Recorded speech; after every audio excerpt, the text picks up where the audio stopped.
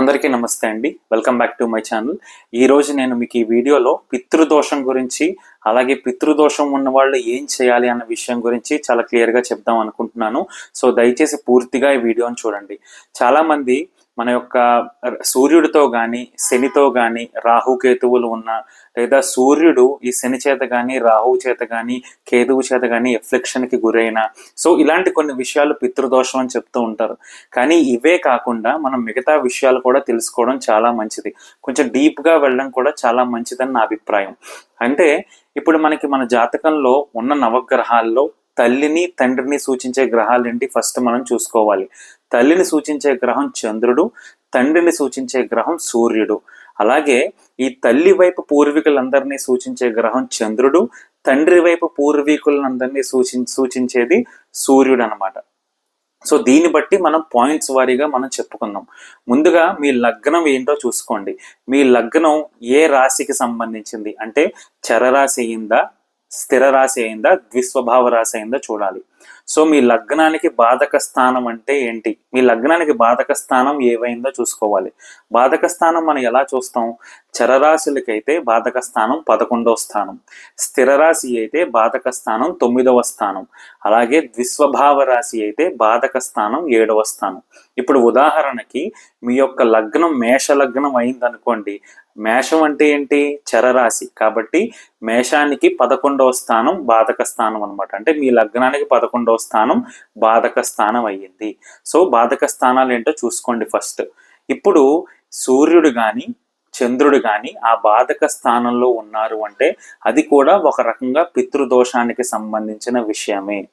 రెండో పాయింట్ ఏంటి అంటే సూర్యుడు కానీ చంద్రుడు కానీ కుజుడు నవాంశలో ఉన్న లేదా శని నవాంశలో ఉన్న అది కూడా పితృదోషానికి సంబంధించినదే. కుజుడు నవాంశ అంటే ఏంటి? ఇప్పుడు నవాంశలో కుజుడికి సంబంధించిన స్థానాలు ఏంటి? మేషం, వృశ్చికం. సో నవాంశలో ఈ మేషంలో కానీ వృశ్చికంలో కానీ ఈ సూర్యుడు కానీ చంద్రుడు కానీ ఉన్నారనుకోండి, అది పితృదోషం కింద చెప్పాలి. అలాగే నవాంశలో ఈ యొక్క శనికి సంబంధించిన స్థానాలు అంటే ఏంటి? కుంభం కానీ మకరం కానీ, ఇందులో గనక సూర్యుడు కానీ చంద్రుడు కానీ ఉంటే అది కూడా పితృదోషానికి సంబంధించినదే. ఇప్పుడు కుజుడిని తీసుకోండి. మనకి ఈ తల్లికి తండ్రికి సంబంధించిన గ్రహాలు సూర్యచంద్రులు కదా. వీళ్ళ రాశులు ఏంటి? కర్కాటకం, సింహం. సో ఈ యొక్క కుజుడు గనక ఈ కర్కాటకంలో కానీ సింహంలో కానీ ఉండి ఆ యొక్క స్థానం బాధక స్థానం అయిందనుకోండి, అప్పుడు కూడా పితృదోషం కింద పరిగణించాలి. ఉదాహరణకి తులాలగ్నం కింద తీసుకుంటే తులాలగ్నం చరలగ్నం అయింది కదా. తులాలగ్నానికి 11వ స్థానం సింహం అయింది. సో ఈ సింహంలో కుజుడు ఉండి ఇప్పుడు ఆ కుజుడు నేను ఇందాక చెప్పినట్టు సింహరాశిలో ఉన్నారు కాబట్టి దాన్ని కూడా పితృదోషం కింద పరిగణించాలి. అలాగే ఈ సూర్యచంద్రులు కనుక 2 లేదా ఇంకా ఎక్కువ పాపగ్రహాలు అంటే సహజ పాపగ్రహాలతో కలిసి ఉన్నప్పుడు దాన్ని కూడా ఒక రకంగా పితృదోషం కిందే పరిగణించాలి. అలాగే ఈ సూర్యుడు కానీ చంద్రుడు కానీ నవాంశలో ఈ పాపగ్రహాలతో కలిసి ఉన్నప్పుడు మనం దాన్ని కూడా పితృదోషం కింద పరిగణించాలి. అలాగే ఈ సూర్యచంద్రుల్ని కానీ ఆ పాపగ్రహాలు అంటే నైసర్గిక పాపగ్రహాలు వీక్షిస్తున్నాయి అనుకోండి, 2 కానీ ఇంకా ఎక్కువ వీక్షిస్తున్నాయి అనుకోండి, దాన్ని కూడా మనం పితృదోషం కిందే చెప్పాలి. ఇంకొక పాయింట్ ఏంటి అంటే 6వ స్థానాధిపతి 9లో ఉండడం, 9వ స్థానాధిపతి 12లో ఉండడం కూడా ఒక రకంగా మనకి ఈ పితృదోషానికి సంబంధించినది అని చెప్పాలి. అలాగే ఇంకొకటి ఏంటి అంటే మనకి సూర్యుడు కానీ చంద్రుడు కానీ 6th లార్డ్ అంటే 6వ స్థానాధిపతితో ఉన్న 6వ స్థానంలో అది కూడా ఏంటంటే 6వ స్థానం అనేది ఈ మార్స్ అంటే ఈ యొక్క కుజుడు కానీ శని కానీ అంశ అయినప్పుడు దాన్ని కూడా పితృదోషం కింద చెప్పాలి. ఎందుకండి ఇన్ని చెప్తున్నారు? ఇన్ని అసలు నిజంగా ఉన్నాయంటే ఇవన్నీ కూడా మనం చూసుకోవాలి అండి. పితృదోషం నాకు సూర్యుడికి సంబంధించిందో లేదా శనికి సంబంధించిందో రాహువుకి సంబంధించిందో లేదు, నాకు పితృదోషం లేదు అనుకోవచ్చు. కాకపోతే ఇవన్నీ కూడా చాలా క్లియర్గా తీసుకోవాలి. అసలు ఇప్పుడు ఒక్కొక్క దానికి మనకి రిజల్ట్ ఎలా ఉంటుంది తెలుసుకోవాలి అంటే ఇప్పుడు ఎలాంటి రిజల్ట్స్ ఉంటాయి, ఈ పితృదోషం ఉన్నప్పుడు ఎలాంటి ఫలితాలు ఉంటాయి, ఎలాంటి ఇబ్బందులు ఉంటాయి అంటే ఇప్పుడు సూర్యుడు అంటే ఏంటి? తండ్రికి సంబంధించిన పూర్వీకులకు సంబంధించిన విషయం అనమాట సూర్యుడు, ఆ గ్రహం. సో ఎప్పుడైనా సరే సూర్యుడు బాధక స్థానంలో ఉండి అప్పుడు లగ్నానికి బాధక స్థానంలో సూర్యుడు ఉన్నారనుకోండి, తండ్రి వైపుకు సంబంధించిన వారి విషయంలో ఏదో ఒక సమస్య ఉంది, ఏదో ఒక రకమైన ఇబ్బంది వీళ్ళు ఫేస్ చేస్తున్నారు అని మనం పరిగణించాలి. అలాగే మూన్ చంద్రుడు కానీ బాధక స్థానంలో ఉండి లగ్నానికి, అప్పుడు మనం ఏం చేయాలి, తల్లి వైపు ఉన్న పూర్వీకులకు సంబంధించిన విషయాల్లో ఏదో ఇబ్బంది జరిగింది అని మనం భావించాలి. ఇప్పుడు సూర్యుడు కానీ లగ్నాధిపతితో ఉండి ఈ యొక్క బాధక స్థానంలో ఉన్నారనుకోండి, వీళ్ళకి పర్సనాలిటీ డిజార్డర్స్ ఉంటాయన్నమాట. అంటే మానసికంగా చాలా ఇబ్బందులకు గురి అవుతూ ఉంటారు, చాలా చాలా చెప్పుకోలేని బాధలు పడుతూ ఉంటారు. అది ఈ పితృదోషం అని మనం కనిపెట్టలేము అనమాట. చాలా మందికి మెంటల్గా చాలా అప్సెట్ అవుతూ ఉంటారు, చాలా ఇబ్బందులు పడుతూ ఉంటారు. సో అది కూడా మనం చాలా జాగ్రత్తగా చూడాలి. చంద్రుడు గనక లగ్నాధిపతితో కలిసి ఉండి ఈ బాధక స్థానంలో ఉన్నారనుకోండి, వాళ్ళకి కంపల్సివ్ డిజార్డర్స్ అంటారు. అంటే వాళ్ళకి ఫర్ ఎగ్జాంపుల్ ఉదాహరణ చెప్పడానికి, కొంతమంది ఏం చేస్తూ ఉంటారో తెలుసా, అంటే అందరూ ఇలా చేస్తారని కాదండి, నేను విన్నాను, దాన్ని బట్టి నేను చెప్తున్నాను. ఇక్కడ హెయిర్ ఉంటుంది కదా, దీన్ని పీక్కుంటూ ఉండడం, అంటే నెక్స్ట్ ఇలాగ ఇక్కడ ఇది పీక్కుంటూ ఉండడం, ఏదో ఒక రకమైన, ఇది కూడా ఒక రకమైన డిజార్డర్. తల వెంట్రుకలు, కన్ను, ఐబ్రోస్ ఉంటాయి కదా, దీన్ని పీక్కుంటూ ఉండడం, ఇలాంటివన్నీ ఉంటాయన్నమాట. అది కూడా కంపల్సివ్ డిజార్డర్స్ అంటారు. అంటే మానసికంగా, అంటే ఇప్పుడు నేనున్నాను అనుకోండి, నేనైనా సరే ఇక్కడ పెదాలు పీక్కుంటూ ఉండడం, ఇలాంటివి జరుగుతూ ఉంటాయి అప్పుడప్పుడు. దానికి మనం ఒక రకంగా ఇది కూడా ఒక కారణం అని చెప్పి భావించాలి. ఏం చెప్పాను, సూర్యుడు కానీ ఈ చంద్రుడు కానీ కుజుడు నవాంశలో పడినప్పుడు, కుజుడు అంశలో ఉన్నారు అనుకోండి, అక్కడ ఏంటంటే, కుజుడు అంటే ఏంటి, ఫైరీ ప్లానెట్, అగ్రెసివ్ ప్లానెట్. అంటే ఏదో ఒక యాంగర్ సంబంధించిన విషయం మనకి పూర్వీకులతో ఉంది, వాళ్ళు మన మీద అంత సంతోషంగా లేరు అని మనం చెప్పాలన్నమాట. అలాగే శనితో ఉన్నారనుకోండి, అంటే ఈ ఇద్దరు కూడా ఈ శని ఇంట్లో ఉన్నారు, శని నవాంశలో పడ్డారు అనుకోండి, అక్కడ మనం ఏం చెప్పాలంటే, మనం ఏదో కర్మని సరిగ్గా ఫుల్ఫిల్ చేయలేదు అని చెప్పి మనం భావించాలి. కేవలం ఈ యొక్క జన్మలోనేనా అంటే కాదండి, మల్టిపుల్ జన్మలలో మనకి ఆ యొక్క ఎఫెక్ట్ అనేది పడుతూ ఉంటుంది. అసలు ఎందుకండి ఈ పితృదోషాలకు మనం చెయ్యాలి? మనకి పితృదోషం అంటే ఏంటి, మన యాన్సిస్టర్స్, మన పూర్వీకులకు సంబంధించిన దోషం. అంటే వాళ్ళు చేసుకున్నవి కూడా మనకి తగులుతూ ఉంటాయన్నమాట. జనరల్గా పితృదోషం అనేది మనం 7 తరాలు బట్టి చూస్తాం. అంటే ఫర్ ఎగ్జాంపుల్ మన జాతకంలో ఒక 3 తరాలు, నవాంశను బట్టి, అలాగే మిగతా వర్గ చక్రాలు బట్టి కూడా మనం మిగతాది ఎనాలిసిస్ చేస్తూ ఉండాలన్నమాట. సో 7 తరాల వరకు మనం చూస్తూ ఉంటాం, 7 తరాల యొక్క దోషం అనేది మనం అనుభవిస్తూ ఉంటాం. సో 7 తరాల్లో ఎవరు ఇలాంటివి చేశారో మనకి తెలియకపోవచ్చు, ఆ ఇబ్బందులు మనం కూడా పడుతూ ఉంటాం. చాలా మంది కొట్టిపారేస్తారండి, తల్లిదండ్రులు చేసిన పాపం పిల్లలకి ఎందుకు వస్తుంది అంటారు, కానీ చెప్పలేం, ఏమో వస్తుందేమో. ఈ పితృదోషాలు కూడా దానికి సంబంధించింది. సో ఎప్పుడు కూడా మనం ఈ విషయాలు చాలా జాగ్రత్తగా ఉండాలి. పితృదోషం అనేది ఎప్పుడు ఏర్పడుతుంది, మనం ఎప్పుడు కూడా ఒకటి బాగా గుర్తుపెట్టుకోవాలండి, మన తల్లిదండ్రుల్ని మనం ఎప్పుడు బాగా చూసుకోవాలి. సో మన తల్లిదండ్రులను మనం సరిగ్గా చూసుకోలేకపోయినా వాళ్ళు బయటికి వ్యక్తపరచలేరు, కానీ లోపల చాలా బాధపడుతూ ఉంటారు. సో దానివల్ల పితృదోషం అనేది ఫామ్ అవుతూ ఉంటుంది, ఏర్పడుతుంది అనమాట. అలాగే మనం తల్లిదండ్రులు కానీ, వాళ్ళ తల్లిదండ్రులు కానీ, లేదా వాళ్ళ తల్లిదండ్రులు కానీ, వాళ్ళ తల్లిదండ్రులకు కానీ, వాళ్ళ పూర్వీకులకు కానీ సరైన కార్యక్రమాలు, ఈ శ్రాద్ధ కార్యక్రమాలు ఎప్పుడైనా సరిగ్గా చేయలేదు, ఈ పర్టికులర్ టైంలో చెయ్యలేదు, అసలు వాళ్ళు పట్టించుకోలేదు అన్నప్పుడు ఆ పితృదోషం అనేది ఏర్పడుతుంది అనమాట. మన ఇంట్లో ఉన్న ముసలి వాళ్ళని, తాతల్ని, నాయనమ్మల్ని, అమ్మమ్మల్ని, వీళ్ళందరినీ కూడా మనం ఎప్పుడు కూడా చాలా కంటిగా రెప్పలా కాపాడుకోవాలి, చాలా బాగా చూసుకోవాలి. వాళ్ళు మనకి బయటికి వ్యక్తపరచలేకపోవచ్చు, కానీ వాళ్ళు ఎంతో క్షోభను అనుభవించే అవకాశం ఉంది. కాబట్టి ముఖ్యంగా అండి ఒకటే, తల్లిదండ్రులను ఎప్పుడు కూడా గౌరవించండి. వాళ్ళని గౌరవించిన తర్వాతే మనకి ఎప్పుడు కూడా బాగుంటుంది అనమాట.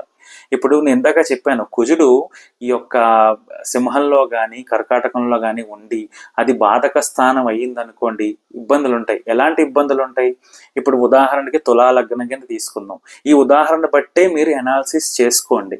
తులా లగ్నం తీసుకుందాం, తులా లగ్నానికి ఈ కుజుడు ద్వితీయ సప్తమాధిపతి, అంటే 2వ స్థానం 7వ స్థానానికి సంబంధించిన గ్రహం.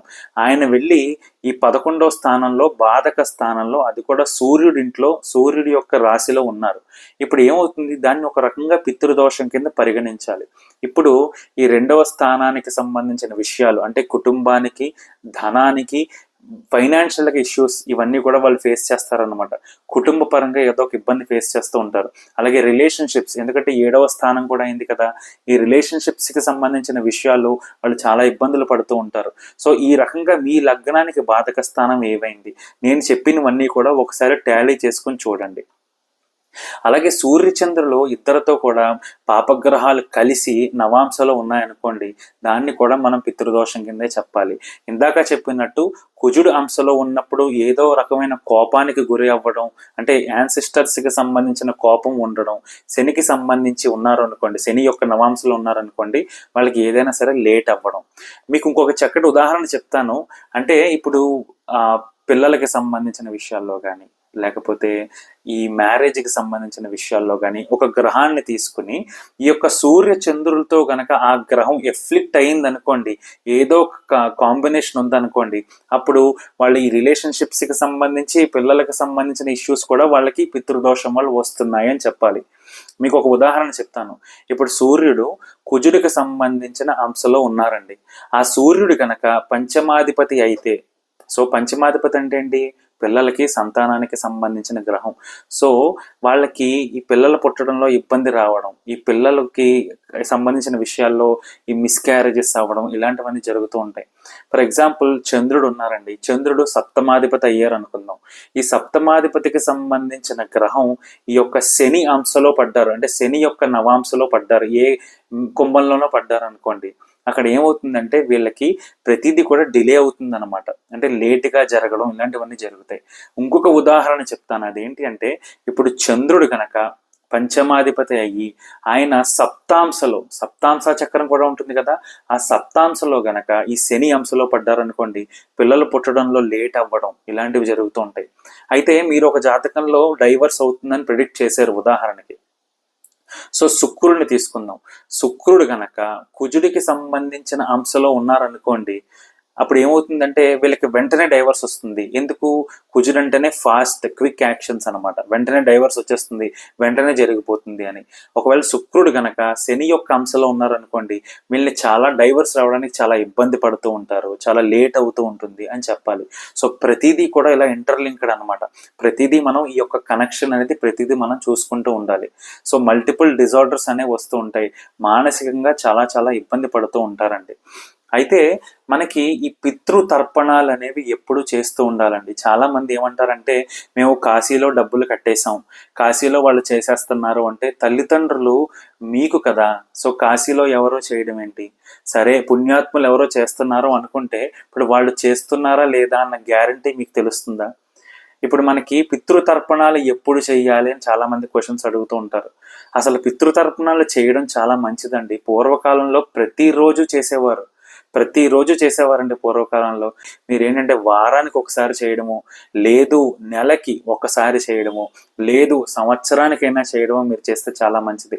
నెలకు ఒకసారి చేస్తే చాలా మంచిదండి. ఎందుకంటే మన యొక్క భూమి మీద మనకు ఒక నెల రోజులు, పితృలోకాల్లో వాళ్ళకి ఒక రోజు అనమాట.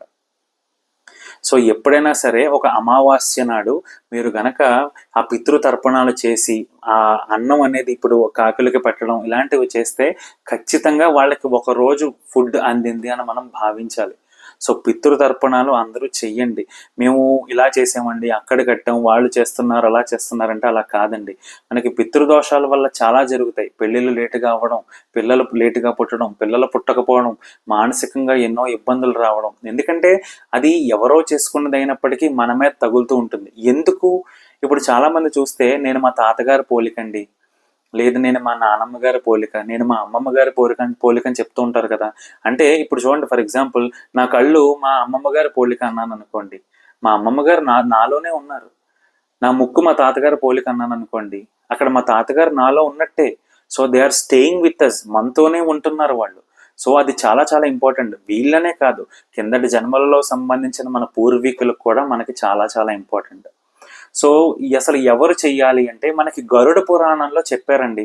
ఎందుకు? శ్రీ మహావిష్ణువే ఆయన వాహనమైన గరుత్మంతుల వారికి చెప్పారు ఎవరెవరు ఇలా చెయ్యాలి, ఎవరెవరు పితృతర్పణాలు ఇవ్వాలి అని గరుత్మంతుడు అడిగినప్పుడు ఆయన స్వయంగా చెప్పిన మాటలు ఏంటి అంటే, కొడుకు కానీ, మనవడు కానీ, ముని మనవడు కానీ, లేదా పోయిన వాళ్ళు అంటే శరీరాన్ని విడిచి వెళ్ళిన వాళ్ళ యొక్క తమ్ముడికి సంబంధించిన కొడుకులు కానీ వీళ్ళు కూడా చేయొచ్చు. ఒకవేళ మగ సంతానం లేకపోతే 8వ అధ్యాయం గరుడ పురాణంలో శ్రీ మహావిష్ణువు చెప్పింది ఏంటి అంటే ఆడవాళ్ళు కూడా పితృతర్పణాలు చెయ్యొచ్చు అని.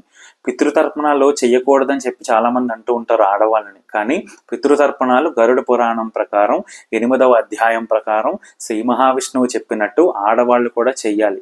కొంతమంది ఇంట్లో పాపం మగవాళ్ళు పుట్టరు, మగవాళ్ళు ఉంటారు కదా, అలాంటప్పుడు ఆడవాళ్ళు కూడా చెయ్యాలి. మా తండ్రి గారు చెయ్యట్లేదండి, నేను చెయ్యొచ్చా మా తాతగారికి అంటే ఖచ్చితంగా చెయ్యొచ్చండి. అలాగే మా తండ్రి గారు ఉన్నారు, తండ్రి గారు ఉంటే తల్లిగారు ఉంటే పితృతర్పణాలు చేయకూడదు అంటారు. కానీ అలా భయపడాల్సిన అవసరం లేదు. ఎందుకంటే పితృతర్పణం చేయడం అనేది మనకి నెగిటివ్ కాదండి, అస్సలు నెగిటివ్ కాదు. గరుడ పురాణం ప్రకారమే నేను చెప్తున్నాను, నా సొంతంగా నేను చెప్పే ప్రయత్నం మాత్రం అస్సలు చేయట్లేదు. శ్రీ మహావిష్ణువు చెప్పింది ఏంటి అంటే ఎవరైనప్పటికీ కూడా వాళ్ళకి దగ్గరగా ఉన్న వాళ్ళు ఖచ్చితంగా చేయొచ్చు, ఆడవాళ్ళైనా ఎవరైనా సరే. సో మనం ఇది ఎప్పుడెప్పుడు చేయాలి? పూర్వం నేను ఇందాక చెప్పినట్టు ప్రతిరోజు చేసేవారు, కానీ ఒక అమావాస్య నాడు సాయంత్రం కానీ చేయడం చాలా మంచిది. ఎందుకంటే ఇప్పుడు వాళ్ళకి ఈ కృష్ణపక్షం శుక్లపక్షం ఇదంతా కూడా ఒక రోజు ఒక రాత్రి, ఒక పగలు ఒక రాత్రి కింద వాళ్ళు అక్కడ పితృలోకాల్లో ఉంటుందన్నమాట. సో అమావాస్య నాడు కనుక మనం చేస్తే అది చాలా చాలా మంచిది. వాళ్ళకి ఉదయాన్నే మనం పెట్టినట్టు, వాళ్ళ ఉదయాన్నే అది తీసుకుంటున్నట్టు. సో వాళ్ళ యొక్క ఆశీస్సులు మనకి ఖచ్చితంగా ఉండాలి. దేవతలకి మనం హోమాల ద్వారా దేవతలతో కనెక్ట్ అయితే మన పితృదేవతలకి ఈ యొక్క తర్పణాల ద్వారా మనం కనెక్ట్ అవ్వాలన్నమాట. సో ప్రతి ఒక్కరూ పితృతర్పణాలు చేయండి. తండ్రి తల్లులకి వీళ్ళకే కాదండి, మనకి చాలా మంది తల్లిదండ్రులు ఉంటారు కదా, సో అది కాదు, ఈవెన్ తాత ముత్తాతలకు కూడా లేదా అమ్మమ్మలకి నానమ్మలకి సంబంధించిన విషయాల్లో మీ తల్లిదండ్రులు చేయకపోతే మీరైనా సరే అది చెయ్యాలి. ఒకవేళ మీకు ఎవరైనా సరే చేయకూడదని చెప్పారనుకోండి, ఎందుకు వచ్చింది లేరా వాళ్ళు చేయొద్దంటున్నారు కదా అనేది మీకు ఉంటుంది. అలాంటప్పుడు ఫోర్స్ అయినా చేయించైనా మీ తండ్రి గారితో ఆ పని ఖచ్చితంగా చేయించండి. అది ఖచ్చితంగా చెయ్యాలండి, 100% చెయ్యాలి. అయితే దీనికి కూడా కొన్ని కొన్ని నియమాలు ఉన్నాయి. అవేంటి అంటే ఎప్పుడూ కూడా ఈ పితృతర్పణాలు అనేవి రూమ్స్ లో, అంటే మన బెడ్రూమ్ లో, స్పెసిఫిక్ గా పర్టికులర్ గా మన బెడ్రూమ్ లో చేయకూడదు. ఎందుకంటే మన బెడ్రూమ్ లో తమో గుణం అనేది ఎప్పుడు ఉంటుందన్నమాట. సో బెడ్రూమ్ లో పితృతర్పణాలు చేయడం అనేది నిషిద్ధం, చేయకూడదు. అలాగే సప్తమి తిథి నాడు, అది కూడా అది ఆదివారం అయితే, ఒక ఆదివారం సప్తమి తిథి అయితే ఆ రోజు మనం పితృతర్పణాలు ఈ యొక్క నువ్వులతో చేయకూడదు, అక్షంతలతో చేయాలి. అలాగే ఒక శుక్రవారం తీసుకుంటే ఆ శుక్రవారం నాడు పాడ్యమి అయినా అలాగే షష్ఠి అయినా ఏకాదశి అయినప్పటికీ ఆ శుక్రవారం నాడు మనం ఈ యొక్క నువ్వులతో చేయకూడదు, అక్షంతులతో చెయ్యాలి. అలాగే ఒక ఆదివారం అయ్యి చంద్రుడు గనక భరణి నక్షత్రంలో కానీ కృత్తికా నక్షత్రంలో కానీ మఘా నక్షత్రంలో కానీ సంచారం చేస్తున్నప్పుడు అప్పుడు మనం ఈ యొక్క నువ్వులతో చేయకూడదు తర్పణం అనేది, అక్షంతులతో చేయాలి. అలాగే మీ పుట్టినరోజు నాడు మాత్రం ఇలాంటివి చేయొద్దు. ఒకవేళ చేసిన అక్షంతులతో చేయాలి కానీ నువ్వులతో మాత్రం చేయకండి. ఇది చాలా చాలా ఇంపార్టెంట్. అంటే ఈ విషయాలు కూడా మనం ఖచ్చితంగా తెలుసుకోవాలన్నమాట. సో ఈ రకంగా మీరు అంతా కనుక ఫాలో అయితే ఖచ్చితంగా మీకంటూ ఏమైనా ఆబ్స్టకల్స్ ఉన్నా, ఏమైనా సరే ఛాలెంజెస్ ఉన్నప్పటికీ అవన్నీ కూడా క్లియర్ అవుతాయి. దీని గురించి మనం చాలా చాలా మాట్లాడుకోవచ్చు. కాకపోతే ఈ పితృదోషం వల్ల ఎలాంటి ఫలితాలు ఉంటాయి, ఎలాంటి ఇబ్బందులు ఉంటాయి మీ అందరికీ తెలుసు. ఏదైనా సరే, అంటే ఏ స్థానానికి సంబంధించిన గ్రహం, ప్రతి గ్రహానికి ఒక్కొక్క స్థానం ఉంటుంది కదా, ప్రతి గ్రహం కూడా ఆ స్థానానికి సంబంధించిన ఏదో ఒక పాజిటివ్నెస్ చేస్తుంది కదా, పాజిటివ్నెస్ అనేది ఇస్తూ ఉంటుంది కదా. సో అలా ఇస్తున్నప్పుడు ఆ పాజిటివ్ రిజల్ట్స్ ని ఈ యొక్క పితృదోషాలకి సంబంధించిన కాంబినేషన్స్ ఆపుతాయి. నేను ఇందాక చెప్పినట్టు ఇప్పుడు సూర్యుడు కానీ చంద్రుడు కానీ ఈ యొక్క బాధక స్థానంలో ఉండి వాళ్ళు గనక ఈ పంచమాధిపతి మీద ఇన్ఫ్లుయెన్స్ చూపిస్తున్నా, లేదా పంచమాధిపతి వాళ్ళతో ఉన్నా, సప్తమాధిపతి మీద వాళ్ళు ఇన్ఫ్లుయెన్స్ చూపిస్తున్నా, సప్తమాధిపతి వాళ్ళతో ఉన్న ఈ వైవాహిక జీవితానికి సంబంధించిన ఇష్యూస్ ఉంటాయి, సంతానానికి సంబంధించిన ఇష్యూస్ కూడా ఉంటాయి. లేదు, ఇంకొక ఉదాహరణ, ఉద్యోగ స్థానానికి సంబంధించిన గ్రహం ఈ యొక్క సూర్యుడితో ఉండి ఆ సూర్యుడు ఈ బాధక స్థానంలో ఉండి, బాధక స్థానం అనే కాదు, నేను మొదట చెప్పిన ప్రతి విషయాల్లోనూ ఏదో ఒక దాంట్లో కనెక్ట్ అయ్యారనుకోండి, వాళ్ళకి ఉద్యోగ పరంగా కూడా ఎన్నో సమస్యలు ఎదురయ్యే అవకాశాలు ఉన్నాయి. ఇది ఏంటంటే, ఇది ఎందుకండి ఇలా రావడం అంటే అంతే అండి, ఇదంతా కూడా మనకి ఒక కార్మిక్ రీజన్, కర్మకి సంబంధించింది. ఏదైనా మనం చేసినా చెయ్యకపోయినా మన పూర్వీకులు చేసిన విషయాల్లో మనం ఎప్పుడు కూడా జాగ్రత్త వహించాలి. వాళ్ళని ఎప్పుడు కూడా మంచి లోకాలు వాళ్ళకి వచ్చేలా మన ప్రయత్నం మనం చేస్తూ ఉండాలి. ప్రతిరోజు చేయడం చాలా మంచిది. కనీసం ప్రతి వారమైనా చేయండి. అలాగే చాలా మందికి ఒక డౌట్ రావచ్చు, ఇప్పుడు మేము తర్పణం వదులుతున్నాం కదండి, అది అయిపోయిన తర్వాత, కార్యక్రమం అయిపోయిన తర్వాత ఆ యొక్క నువ్వులు ఎక్కడ వదలాలి అంటే, అది దాన్ని తీసుకెళ్లి ఆ వాటర్తో ఆ నువ్వులు అవి ఉంటాయి కదా, పూలకొండిలో వేయండి, ఎటువంటి ఇబ్బంది లేదు. అలాగే ఇప్పుడు ఇంకో విషయం, మనం పితృతర్పణాలు ఇలా వదులుతాం కదా, ఈ థంబ్ అంటే ఈ యొక్క బొటన వేలు మన ఈగో, మన అహంకారాన్ని, మన సెల్ఫ్ నేను అని భావిస్తాం కదా, దాన్ని సూచిస్తుంది అనమాట. ఈ 4 వేళ్ళు కూడా ధర్మ, అర్థ, కామ, మోక్ష. సో ప్రతి దానికి ఒక్కొక్క గ్రహానికి, ప్రతి వేలు కూడా ఒక్కొక్క గ్రహానికి సంబంధించింది. సో ఎప్పుడైనా సరే మనం ఇలా 5 వేళ్లతోనూ అంటే మన చేతులతో ఇలా తర్పణాలు వదులుతున్నప్పుడు మన ధర్మార్థ కామ మోక్షాలని దృష్టిలో పెట్టుకుని, అలాగే మన సెల్ఫ్, మన యొక్క ఈగోని, మన మైండ్ని, మన స్వార్థం, మన అహంకారం అవి లేకుండా మేము తర్పణాలు వదులుతున్నాము మీకోసమే, మంచి కోసమే అని చెప్పి మనం భావించాలన్నమాట. ఇప్పుడు మనకి భాద్రపద మాసంలో కృష్ణపక్షంలో మనకి పితృపక్షాలు వస్తాయి కదా, అప్పుడు చేసినా పర్వాలేదు, కానీ ప్రతి నెల అమావాస్య నాడు చేయడం చాలా చాలా ఉత్తమం, చాలా చాలా మంచిదండి. వాళ్ళ ఆశీస్సులే మనల్ని కాపాడతాయి. వాళ్ళ ఆశీస్సులు ఎప్పటికీ మనతో ఉండాలి. వాళ్ళ ఆశీస్సులు మనకుంటేనే మన జీవితాలు ఎంతో అద్భుతంగా ఉంటాయి. సో ఎప్పుడూ కూడా దేవతలకి హోమాలు చేస్తున్నట్టు, దేవతలకి అగ్ని ద్వారా మనం వాళ్ళతో కనెక్ట్ అవుతున్నట్టు, ఈ యొక్క పితృదోషం ఉన్నవాళ్ళు, మన యొక్క పూర్వీకులతో ఈ తర్పణాలతో మనం కనెక్ట్ అవ్వాలన్నమాట. ఇప్పుడు మనకి ఎన్నో లోకాలు ఉంటాయి. పూర్తి పై లోకానికి వెళ్ళడానికి వాళ్ళు కొన్ని లోకాల్లో వాళ్ళు స్టే చేయాల్సి వస్తూ ఉంటుందంట. 3 తరాల వాళ్ళు ఒక లోకంలో ఉంటారు. అప్పుడు 4వ తరానికి వ్యక్తిని సంబంధించిన వ్యక్తి శరీరం వదిలేసినప్పుడు ఆ 3 తరాల వాళ్ళకి నెక్స్ట్ గా ప్రోగ్రెషన్ వస్తూ ఉంటుందన్నమాట. ఇలా ఉంటుందన్నమాట. కానీ మనం ఇది తలుచుకుంటేనే కొంచెం భయంగా కూడా అనిపిస్తూ ఉంటుంది. అలానే ఇదొక మిస్కాన్సెప్షన్ ఏంటంటే, దీని గురించి చాలా థియరీస్ ఉన్నాయండి. కానీ అవన్నీ మనం పక్కన పెట్టి మనం చేయాల్సింది ఏంటి అంటే, పితృదేవులకి, అలాగే పితృదేవతలు అంటే మన తాతలు ముత్తాతలే కాదు, ఇంకా వాళ్ళ పైన వాళ్ళు 7 generations అనమాట, 7 తరాల వాళ్ళకి సంబంధించి మనం చేయడం. అలాగే ఇంకొక అద్భుతమైన విషయం ఏంటో తెలుసా అండి, శ్రీ మహావిష్ణువు గరుడ పురాణంలో చెప్పిన విషయం ఏంటి అంటే, అనాథలకి పాపం వాళ్ళకి ఎవరు ఉండరు కదా తర్పణాలు చేసేవాళ్ళు, వాళ్ళకి గనక తర్పణాలు మనం చేస్తే 1,000,000 యజ్ఞాలు చేసే ఫలం అంటండి. 1,000,000 యజ్ఞాలు చేస్తే ఎంత పుణ్యం వస్తుందో, అనాథలకి ఎవరైనా పాపం చనిపోతే వాళ్ళకి పితృతర్పణాలు చేయడం అనేది చాలా చాలా ఉత్తమం, చాలా చాలా మంచిది. డైరెక్ట్గా శ్రీ మహావిష్ణువే చెప్పారు. సో ఇవన్నీ కూడా మనం పాటించడం వల్ల మనకంటూ జీవితంలో ఉత్తమ స్థానంలో ఉంటాం, మనకంటూ మంచి స్థాయి వచ్చి ఆరోగ్యంతో ఉంటాం, పిల్లాపాపులతో మన యొక్క ఈ రిలేషన్షిప్స్, వైవాహిక జీవితానికి సంబంధించి, ఆరోగ్యానికి సంబంధించిన విషయాల్లో చాలా అద్భుతంగా ఉంటాం. సో ఖచ్చితంగా ఇది అందరూ చేయండి.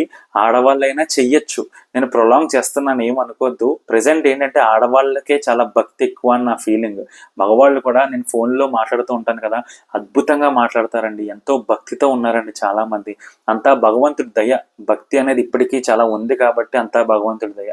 సో ఆడవాళ్ళైనా చెయ్యొచ్చు. ఇప్పుడు మీరు చూసుకుంటే గుళ్ళో ఆడవాళ్ళు ఎక్కువ ఉంటారు. ఈ వ్రతాలు, నోములు, ఈ ఉపవాసాలు ఆడవాళ్ళు ఎక్కువ ఉంటారు. ఎందుకు? శుక్రుడు ఉచ్చస్థానం ఉన్నప్పుడు, జనరల్గా శుక్రుడు 12వ స్థానంలో ఉచ్చస్థానం పొందుతారుగా. శుక్రుడు అంటేనే ఆడవాళ్ళకి సంబంధించిన గ్రహం కదా.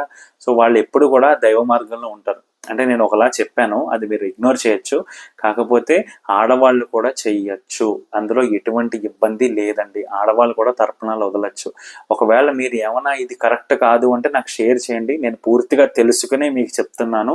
అలాగే గరుడ పురాణానికి సంబంధించిన విషయం కూడా పూర్తిగా తెలుసుకుని నేను మీకు చెప్తున్నాను అనమాట. ఈ వీడియో నచ్చినట్టయితే లైక్ చేయండి. అలాగే మరిన్ని వీడియోస్ కోసం నా ఛానల్కి సబ్స్క్రైబ్ చేసుకోండి. Thank you so much.